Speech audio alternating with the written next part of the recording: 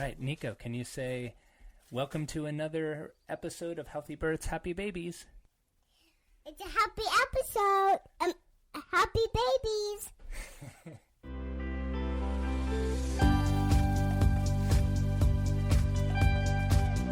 Hello and welcome back to another episode of Healthy Births, Happy Babies. I'm Dr. Jay Warren, your host as always, and on today's episode we're going to be doing something a little different. This isn't going to be an interview with an expert about birth. This is going to be a sharing of a birth story by a couple. They're actually listeners to the podcast about their own birth. And it was a number of months ago, it was a while ago, that Emily reached out to me. She sent me an email describing her birth, and part of it was a thank you because it was some of the information that she learned here on the podcast that helped that birth happen. But the reason why I'm having this story told by them isn't for that. It isn't about like the podcast information. It's about what's possible. I say this over and over again to the parents that I work with in my practice, that the more you hear awesome birth stories, then the more it's going to sink into, if someone else can do it, I can do it too. And this story of Emily and her husband Chip are joining us about their second born, Ingrid's birth, and how it unfolded is just fantastic. It went very different than their first birth. Part of that was intentional. Part of it, as you'll see from their story, not so intentional, but has just such a wonderful outcome. And you'll really get the feeling from them about how just resolved they were for it to go the way they wanted it to be, how trusting they were in the birth process and in themselves, that I really want you to listen to and get a lot out of. So I'm not going to share any more about the story. I'll let Emily and Chip share it with you. I will tell you a little bit about Emily and Chip first, though. They're a married couple from Toledo, Ohio. Chip is an industrial electrician, and Emily owns her own residential cleaning business, but this is her first year home educating their two daughters. They have two daughters, 4 and 2, and it's Ingrid, the youngers, whose birth she's going to be sharing the story of. So let me switch over to our conversation in just a second, and you get to hear their story. My online course, Connecting with Baby During Pregnancy, has been out for a while now, and I've been getting phenomenal feedback from you women who have been learning these prenatal bonding techniques, putting them to use, and having amazing results. The same kind of results that the women in the Rafi study were getting, where by doing these techniques throughout pregnancy, they were having less anxiety and pain during labor. They're needing less obstetrical interventions, including less C-sections. And then afterwards, the babies are sleeping better, which means you're sleeping better. And postpartum depression was less than 1% in the moms who did these techniques. So go over to my website at drjwarren.com/CWB and learn all about it. I think this course is amazing. I put a lot of effort into it, and I think it'll really help you have a healthier, happier, and more relaxed pregnancy and a gentler yet powerful birth.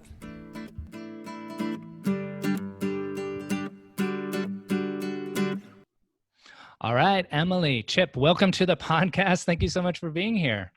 Hi, Dr. J. Thanks for having us. Yeah, this is so cool for me.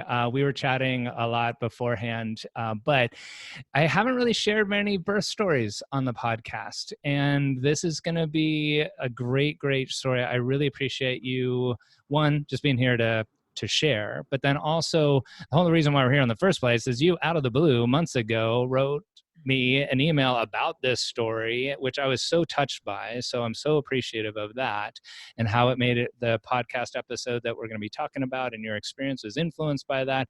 But really, I wanted to have you come on and both of you share your stories about your birth of your second child and how differently it was for the first, mainly because it shows, or what I got from it was that it shows like what's possible in birth. And so many parents, women, dads, moms, like don't feel that. And so with one, it's something having experts come on the show and sharing those kind of things, but this is the real deal. You guys did it in this way. So thank you in advance. And I can't wait for you to share your story here.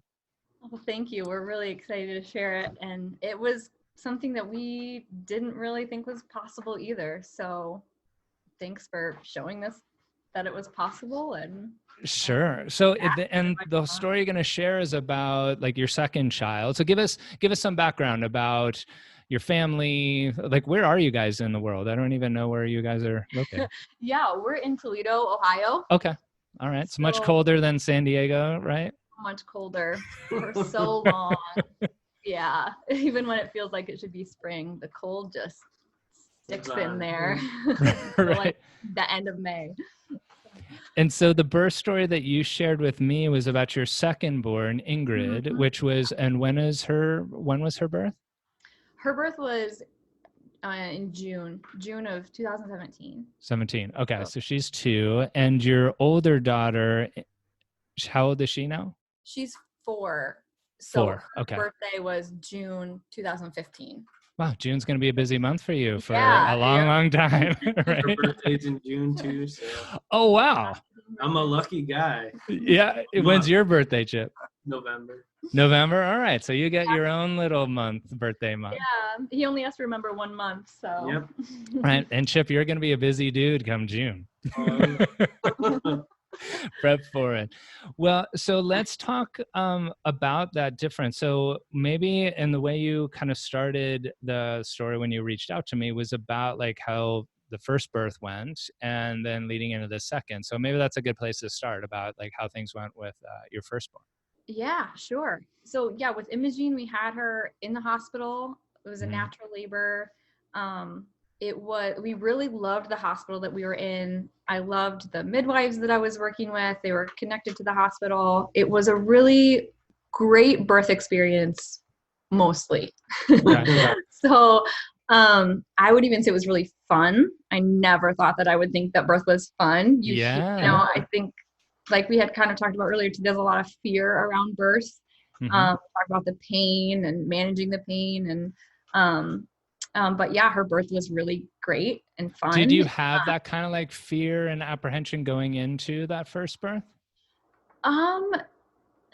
No, because I prepared a lot for her birth. Okay. I didn't want to just go in and wing it. So I was physically prepared. I felt I was mentally prepared. I was emotionally prepared. I felt really connected to her. We had taken a Lamaze class where his My aunt. your aunt taught us how to breathe Oh. together, and we felt really like a team going in. I felt Okay. like you felt prepared. Yeah. Well, mostly. Mostly. When her water but- broke, I remember running into Imogene's room and trying to put the car seat together because she came 3 weeks early, and I was just like, not ready for this. But Right. that was But I felt you felt emotionally and like a absolutely. part of it, like you weren't just standing around. we were not knowing very what to do. excited. We Yeah. Good. When her water broke, we went to the hospital and we were just like beaming. We were excited and we couldn't wait, Yeah. But the first part was really great until it was time to push. Okay. I really had wanted a birthing bar, so I mentioned that, and they brought it in. I don't think they had ever used a birthing bar before, which is Oh, not really? their fault. It had probably never been requested. So they kind of brought it out of the broom closet and dusted it off, and didn't really know how to put it on the bed. And I was in transition. I was pushing at that point Okay. already, and so my first push felt amazing. I was actually standing up, and Chip was holding me. So it was such a release. It felt so good. And then because for so long you had not been pushing. yeah, I think it was Chip's mom was in the room, and she kind of told me, I think that you should start pushing now. It seems like you're ready. So yeah, I started pushing, and but then they brought out the birthing bar.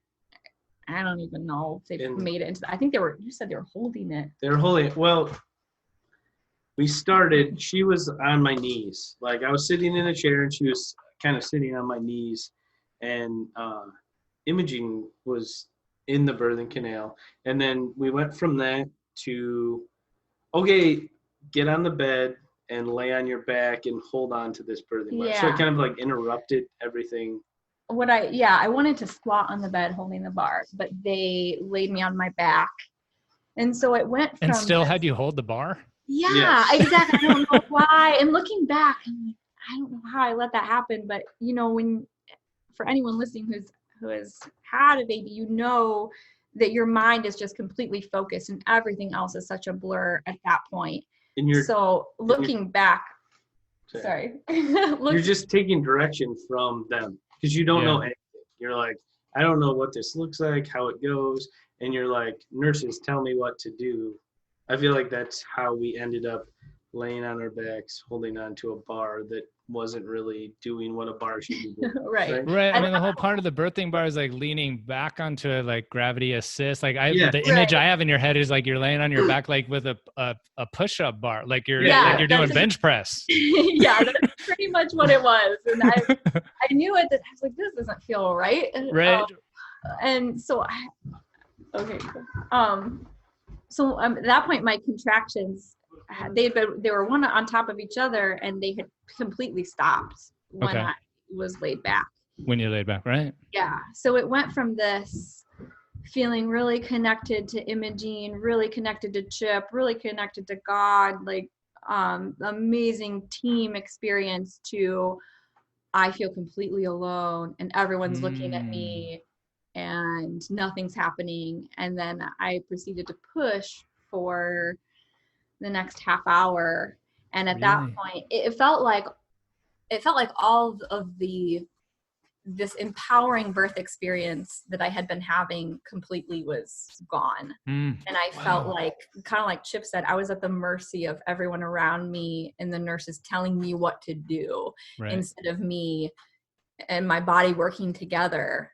I just thought, if I'm going to get through this, I need to just close my eyes and shut everything out that I feel like I need to do and just do exactly what she's telling me, or I'm not going to make it through this.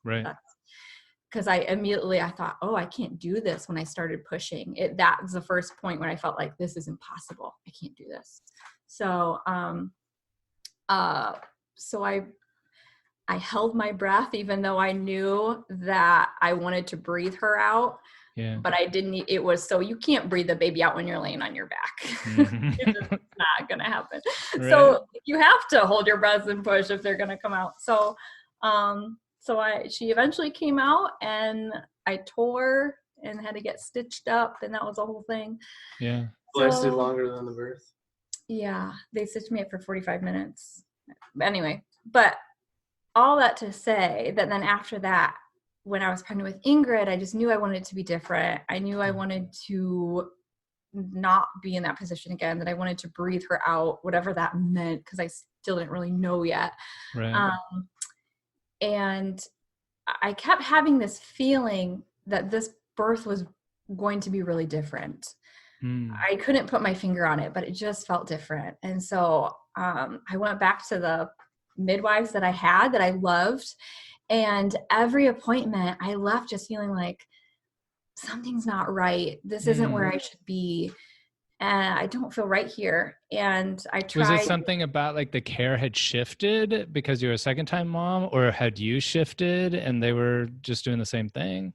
That's a good question. Yeah, I think it was more of a shift in me. And, the first time, it was my first baby. So all the appointments were really exciting and the ultrasound's really exciting. And, you hear their heartbeat and that's great. And then the second time, I just felt like I don't want the interference. I feel like everything's okay. I don't know. I didn't feel like I needed to be checked out and as often. And I didn't need to hear her heartbeat. I actually didn't want the ultrasounds because I was like, I don't know what this is actually doing to her. If I was reading studies on, is this okay or not? Or is this having an effect?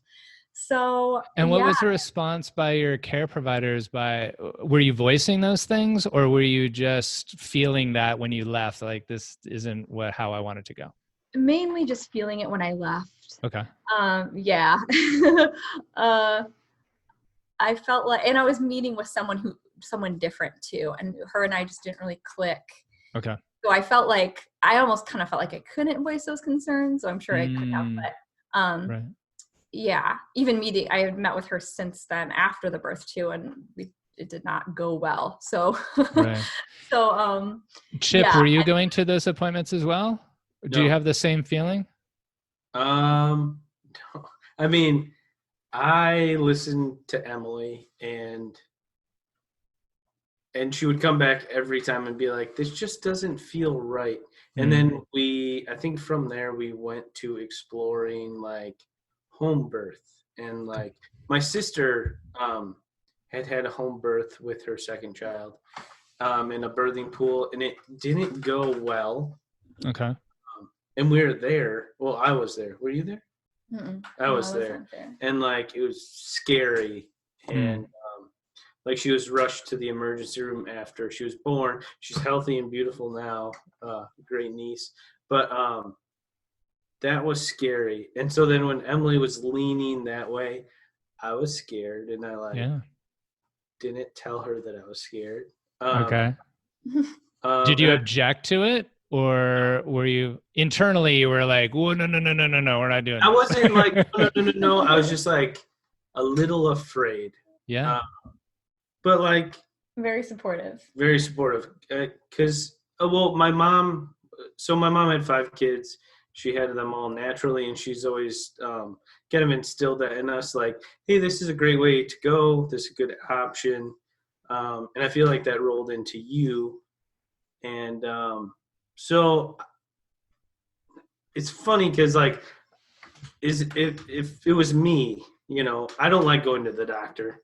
I don't like doing any of that stuff. But, like, she says it, and, like, I say, okay, tell me more about it, Okay. And so I was supportive, and I was excited and scared. Yeah. Makes sense. Yeah. And had you looked at home birth midwives? Have you did you interview with them? No. So I was in this process of trying to figure out, do I go to a different hospital? I had looked into that. I thought about home birth, but we talked about it financially, and that just wasn't on the table. Yeah. So I even thought, well, maybe, I didn't know what to do. I was at a total loss, but I knew that something had to change. So at what point in the pregnancy is this? Like what week around? Not the exact week, obviously, but right. Is this like starting in the 3rd? Are you like knocking on the doorstep of an estimated date? Yeah, I was probably like, in the end of my 2nd, beginning of the 3rd. Yeah. Okay. Somewhere around there. When we took her to Lama's class, we were like, we could do this at home. Well, you're like, sorry. I think we know that later, but I think You're probably more right than I am. I was clearly. So I was talking to Chip's mom, and about this whole dilemma, and she said, oh man, it's too bad you couldn't just have her at home, just you and Chip. But then of course you would probably have to go to the hospital anyway, because that's what we think, right? Is that you have to get in the ambulance and go to the hospital if you have your baby at home without anyone there. So I was like, oh yeah, man.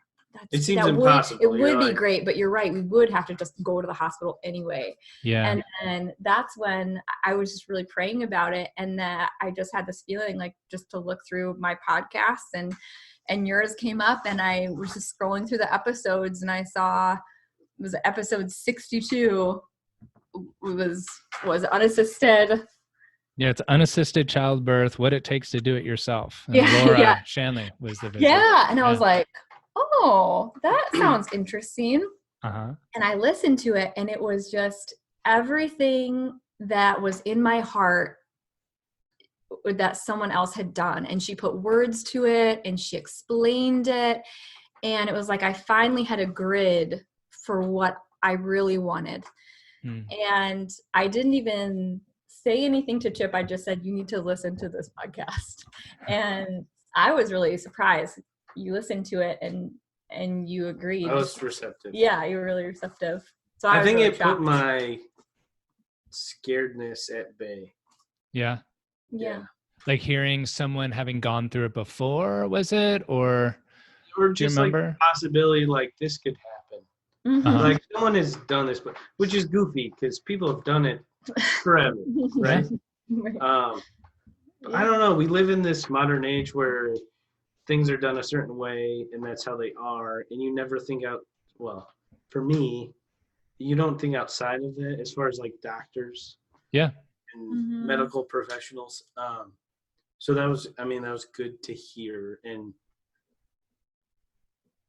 it's hard to do something without knowledge, and then when you have kind of like a little bit of that knowledge, you're like, well, maybe that's a possibility. Yeah. That's where I was after. Yeah, and then we shared with our family, and Chip's parents were Super totally on board, which is awesome. That's incredible, because that could have gone a different way for sure. Yeah, definitely. So is that then, did that become your plan of we're going to do this at home unassisted? Yeah. Yep. All right. Became the plan, and we're all really excited about it. Did you quit your care with the at the hospital with the midwives? Did you go along with it? I continued to go. Okay. I continued to go even up until her due date, which for some reason they scheduled a non-stress test for me for her actual due date. I think usually it's like the week after, but I went in on her due date, and that was kind of the clincher for me. That was, yes, I don't want to be here. This is not, it doesn't feel safe anymore. Okay. Like it did before. Right. Not that I thought, it wasn't my safe place. I felt like home would be my safe place, but I walked in and just, it felt so cold, and everyone kept saying, like all the nurses that I talked to, oh, she's not here yet. Oh, they're going to want her to come soon. And I thought, today's her quote unquote due date, which who knows when. The plus minus on that is, as you know, with Imogene, right? She was 3 weeks early, right? Yeah, exactly. So that was like, am I crazy? And then the non-stress test was stressful, and we're scaring her. I don't want to scare my baby in there. This is totally unnecessary. And I just remember walking down the hallway thinking, oh goodness, I'm definitely not doing this. So, but, oh, you know what? Actually, something had happened before that. A week before that happened, I went into false labor. So we were all set to have her at home, unassisted, and then all set meaning we're okay with it. Not like we were not prepared. Yeah, we didn't have a clamp or anything. We were like, how are we going to cut this umbilical cord? Yeah, right. No, you have a home to have a baby, and that was your preparation, right? Yeah. We're not preparers. We're like, oh, this is happening right in front of us. Let's do the next thing that makes it move forward. Right. So that was a week before. How long did that last? It lasted a couple hours in the morning, and we thought that it was really it. We were getting ready to. I think we decided after that, because we realized we were very unprepared, that we would go to hospital. We're like, okay, never mind. We'll go to hospital this time, and then for the next baby, we'll just be more prepared. And I was scared when it happened. I was like, we can't do this. And I didn't say that, but you said we can't do this. And I was like, yeah, we can't do this. I'm not going to be the first one to say it. I should have just listened to your episode again. Right. What was coming up? Was you didn't have... Like you didn't know, oh, how are we going to cut the cord? What do we do with the placenta? Like those kind of things? Yes, those kind of the practical, those practical things. I don't even know if I thought about ironed out. Practical stuff. What were you thinking, Chip? I was thinking the same thing I was thinking the first time Emily was like, hey, how about we have the baby at home? Like all those fears just hit me like a wave. And I was like. Back to your sister's birth. Yeah. I didn't think about like any specifics. I was like, we need to like have this baby at the hospital. And when Emily was feeling that, I was like, yes, we should do that. We should like, oh, thank God she's thinking what I'm thinking. Exactly. Yes. Yeah. And then, so then a week later, I went and did the non-stress test. And that was when I was walking down the hallway and feeling like, no, I can't do this. And I was just praying about it. And I thought, maybe I'll just labor at home for so long that she'll just come. And I don't know if that was just me trying to reason with myself. I don't know, you know, because I could have just decided we'll just do it at home like we had planned. But yeah, so the quote unquote plan was still to go to the hospital. Okay. And so so estimated date comes and goes. Yeah. So then the next day I went into real labor. Okay. It felt so much like the false labor. It wasn't the next day, it was the next week. It was 1 week after. It was the week after, but it was the next day after my non-stress test. Oh, okay. I'm sorry. So, so it started same time in the morning, like 4:00 in the morning, and Chip had to leave for work. It was on a Friday. He had to leave for work at 6:30. So it was it felt like a clock. Like, okay, we have to decide in the next couple hours. I was like, do you think this is it? And you're like, I don't know. And I was like, I'm just going to go to work and, you know, let me know what happens. Yeah. Call me if contractions get, you know. I'll leave my phone on. Let me know. Yeah. And we were talking yesterday about how insane that was.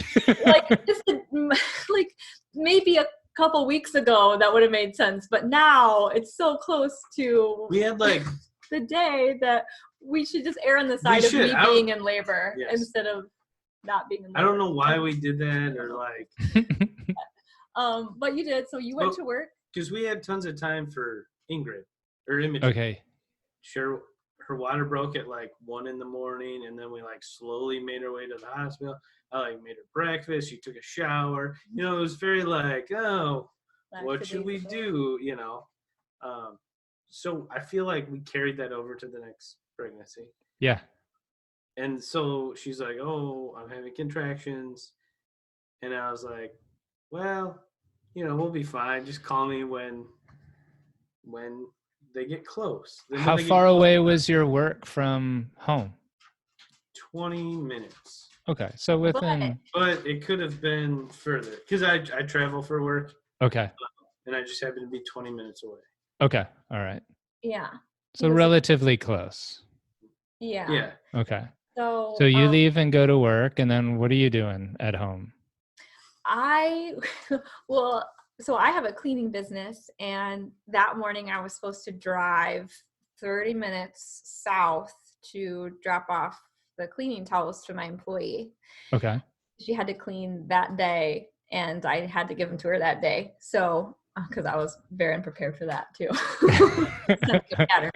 So I thought, well, I have to just continue on with my day and get Imogene dressed and ready to go and get myself ready and get in the car. And meanwhile, I was having contractions and pausing and bending over and breathing through it. And so they were that intense already that you're like stopping and breathing through them. Yeah. Okay. Yeah. Well, again, looking back, I think what it was that I had made a decision early in the morning, and my mind wasn't focused on, okay, what is my body telling me? What am I feeling? How is this going? I was focused on the decision that I had made to continue on with the day. So you just got to keep going. Right. So we got in the car and I started driving, and I got a couple minutes down the road and I looked over and realized I forgot my purse at home. Oh man. So I turned around, and the moment I put the car into park, my water broke. And like instant relief. Just, oh, thank you, Jesus. Thank you that, this didn't happen on the drive. Yes. Or, on the highway. And now we knew. It was like I had a definitive, yes, my water broke. I am in labor. Now we can move forward. So I called Chip. And yeah, he was very like, oh, do you want me to stop off at the store and get you some snacks? And so he was, thinking we had a lot of time. I was thinking like 4 or 5 hours. Yeah. But I knew that it was happening very fast. At that point, my body was really amping up. So I was like, no, just get here now. So and then I called his mom, and she sent his sisters over to take Imogene because I still had her in the car. So I was getting her out of the car and the house. And So then Chip called me back and just suggested that I should get in the shower, which was brilliant. I said, just relax. Yeah. I needed that. I was like, 5 okay, hours. yeah, relax. Hey, it's all right. Just relax, get in the shower. Yeah. So I did. So Imogene and I went up and we both got in the shower. And a couple minutes later, Chip's sisters came and got Imogene back out of the shower. And they were trying to talk to me. And I wasn't even answering because I was so you're there already. I was there. Wow. And it still didn't click in my mind that we weren't going anywhere. Okay. You and me both. Yeah, so Chip got home. I guess you can share this. I got home and I was like, I came in and my sisters were there. Like, where's Emily? They're like, she's in the shower. And I just ran up there as fast as I could. And I walked in. We kind of have like a, what would you call it? Just like a flat shower with a little lip on it. Okay. There's a little seat in there. And she was just like on all fours with the water hitting her back, in like a labor position. And like, I feel like I wasn't expecting that when I was like running up. But so I immediately got on my knees and I was like, how are you doing? I don't know if we talked much, but like this, for what I remember, there was a lot of Chip coming in and being with me through the contractions, which was awesome. And then leaving and running and trying to get ready to go to the hospital. Packing stuff and changing clothes and all that. And at one point he yelled into me, because they were kind of trying to get me to get out of the shower and get ready. Like, all right, it's time, let's go. And I was not moving. And so finally he said, Emily, if we're going to go to the hospital, we have to go now. And as soon as he said the word now, something clicked in my brain. And I said, no, we're not going anywhere. She's coming. Like, she's coming right now. Like really soon. So without missing a beat, Chip just got right down. He was just, okay, we're doing this. Let's go. Because the decision was made for me. I didn't have to make it. Right. Emily was like, there was no changing her mind, huh, Chip? Which is why we had a child at home, is because the decision was made for us without us deciding, right? Yeah, which was amazing. Amazing. And the best thing ever, because I feel like otherwise we would have decided to have a child at the hospital again and not been as happy as we are now. Yeah. So when you got down and he looked into my eyes, and it was like, because everything else, when I looked into his eyes, everything else melted away. And all of a sudden, everything that I had heard on your podcast and thought about and prayed over and prepared for came rushing into me. And I just got so excited. And I just thought, oh my gosh, this is it. We're doing it. We're doing it. And I don't know how you knew, Chip, but he said, just take one more breath, just breathe in really deep and she'll be out. Because I could feel her head. Okay. And that's how I knew. And I was like, I looked down and I was like, oh, she's there. Her head is there. She's like where Imogene all the work that was put into Imogene getting her out of your body. Ingrid was already there, and I was like, oh, she's ready to come out. So I just took the deepest breath I've ever taken in my life and just breathed out. I didn't push or at all. She just came right out into our arms. And it was the most incredible feeling in the world. And she was great. Instinctively, I was just pulling her arms to make sure, she pulled back and, we could see that she was breathing. She had color. And was she crying? No, she didn't cry at all. Which scared us. No, scared me. Okay. Scared. Did not scare me because I knew I had watched videos of water births where the babies came out and they didn't cry. And so I knew, she's warm. She's coming out into warm water. The air is warm. The water is warm. She's just fine. She's fine. She was just She's not content. scared or crying or anything. So, yeah. She comes up onto your chest and. Yeah. I started breastfeeding her immediately. And then we realized, That's now what? That's when reality hit me like a big bus. I was just like, call 911. Because I was like, I don't know what to do now. We didn't think through anything. I was like, Yeah, so Chip called 911. So they're telling him to go get something to tie off the cord. Which was great. Yeah, just good. So we weren't I wasn't in a rush to do that. No, you were very calm. Because I knew that, we didn't need to do that right away, but I was. Chip was a little frantic. 911 told me to tie it off. That's my job. I need to go do something. Yeah. So he ended up finding us. Which was after a while. I mean, we got the time we wanted for having the placenta still attached. That we wanted. Hi, Ingrid. Can you say hi? Hi. Hi, Ingrid. I'm Jay. Nice to see you. For those of you listening, we got the video on and I get to see little Ingrid. We're talking about you, kiddo. We're talking about your birth. Such a cutie. Yeah. Yeah. So how long after Ingrid came out that the placenta was born? You birthed it? It was probably a half hour, I'd say. Yeah, I would say we probably had 15 minutes, and then Chip called the ambulance, and they came right away. Okay. They told him to he tied off the cord, and they got there and checked her out, and then they said, okay, it's time to go to the hospital. Yeah. And I forgot about that part of it, that they would want me to go to the hospital, but I had read an article a couple of weeks before where this woman had her child at home and went to the hospital and then said, I didn't realize that you didn't have to go to the hospital. I wouldn't have gone. And so thankfully I knew I had a choice. And I thought about how I was feeling and how Ingrid was feeling. And I said, no, thank you.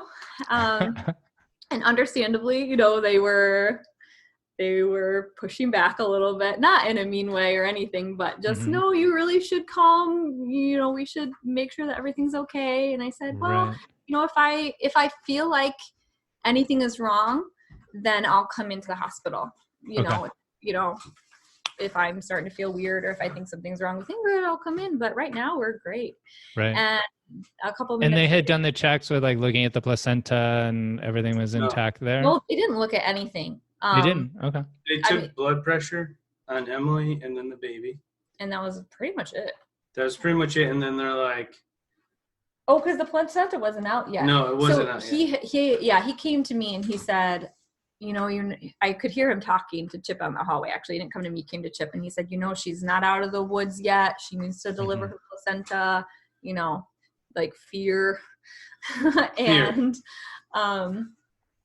And at that time, I actually had just delivered my placenta when he was saying that. So I was able to say, I just did it. We're fine. Uh-huh. Yeah. Which, that was a different experience than that was really cool. Imogene. Yeah. Because, in the hospital, when they come in right away and they're pushing on your belly really hard and it hurt, that hurt worse than any labor pain, was them pushing my belly and my placenta out, and you're still on your back, and it takes a long time, or at least it did for me. But when I was in the shower after delivering Ingrid, I just had this sense that came over me all of a sudden of, my placenta's still inside. I should get that out. So it was completely my body just saying, okay, it's time. And I sat on that seat and tried to push it out like they do in the hospital, because that's all I knew. And I was like, this isn't working. This is really hard. And I can't push as hard as they do because it's painful and I'm not going to do that. And then I thought, I was on all fours and she came right out. So I bet if I get on all fours again, my placenta will come out. And that's exactly what happened. I got on all fours. I pushed my belly a little bit and it just came out. And then Chip and my sister-in-law took it downstairs. And my sister-in-law's she was in nursing school at the time. So they were checking it out and just making sure it was all there. And yeah, we filled it with water. It was pretty cool. Like a balloon. Yeah. So everything was checking out fine, and yeah, and so an hour after she came, we were in bed with our family around us. Chip's mom brought us Panera. We were all eating this beautiful feast, and it was the best experience. And sometimes when I share the story with people, they say, "Oh, that sounds really traumatic." Everything leading up to it, being in the car and being in labor and not knowing, and then, us kind of freaking out for a minute. To some people, it sounds traumatic, but for us, I think if you don't know the amazing experience of being able to birth your own child and to not even have to have, a midwife or a doctor with you or someone telling you what to do, it's the most empowering, beautiful experience that just wipes all of that other, any kind of anxiety or anything, any kind of, I don't know what the word is. I guess just anxiety that we had before that.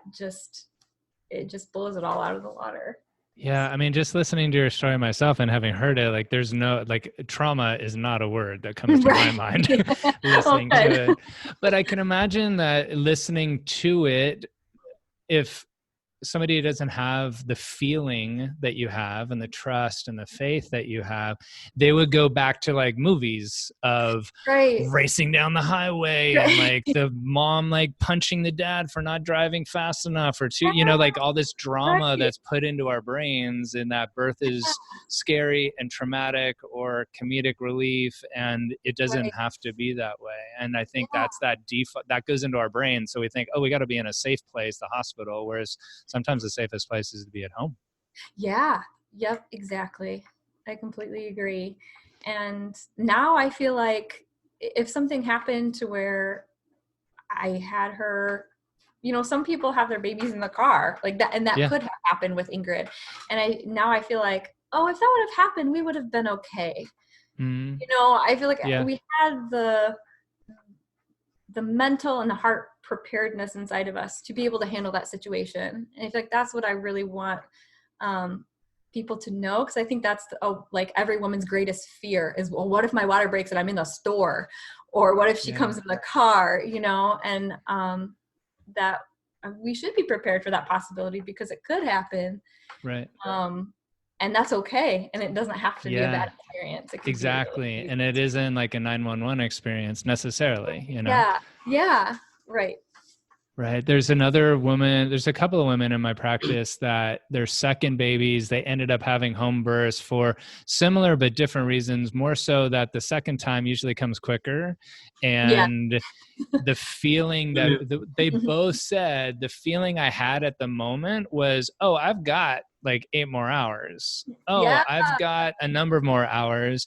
And one in particular had her second baby in the tub because they were leaving to go to the hospital, and they didn't have any intention of doing what you guys did. It was going to be, oh, we're going to go to the hospital. She got to the front doorstep, was like, I am not going to make it. We're going back inside. Had the baby in the tub. 911 came. They elected to go to the hospital. But it was that same kind of thing of are we okay? Having a baby in the tub here? And we were. Yeah, we were. Who would have thought? Right. It's okay. That's incredible. Well, so from all of that experience, then you're an hour afterwards, you're surrounded by family, you're in your own bed rather than a hospital bed. You're not being woken up every couple hours to be checked on and what were those next couple of days like? Was there a thing of wait a minute, we're doing it wrong? We should be doing something else? Or did that carry all the way through? It carried all the way through. Beautiful. It was the biggest blessing. I just couldn't get over the fact that what we had originally desired actually happened. And, I had seen on Instagram all these pictures of women birthing their babies in streams out in the wilderness, and I just thought how amazing that looked, and how I just felt like I would never have that, but it looked so amazing, you know. And that's what we think, oh, that's great, but I could never do that. Yeah. And so I was just in this euphoria of I did that. I birthed my own baby. It was just incredible. And so, yeah, there was never a thought of that we did anything wrong or should have done anything different. And I think even not knowing that I was in labor was a blessing, because we would have gone to the hospital. So I'm glad that I didn't know. Right. I'm glad she just came. That's so great. We did end up going to the hospital. No, we went to the doctor's office the next day. Yeah, which now looking back, we could have waited to do that. But they're like, when did you have this child? And we're like, yesterday. And they're like, I feel like they didn't know what to do with the newborn.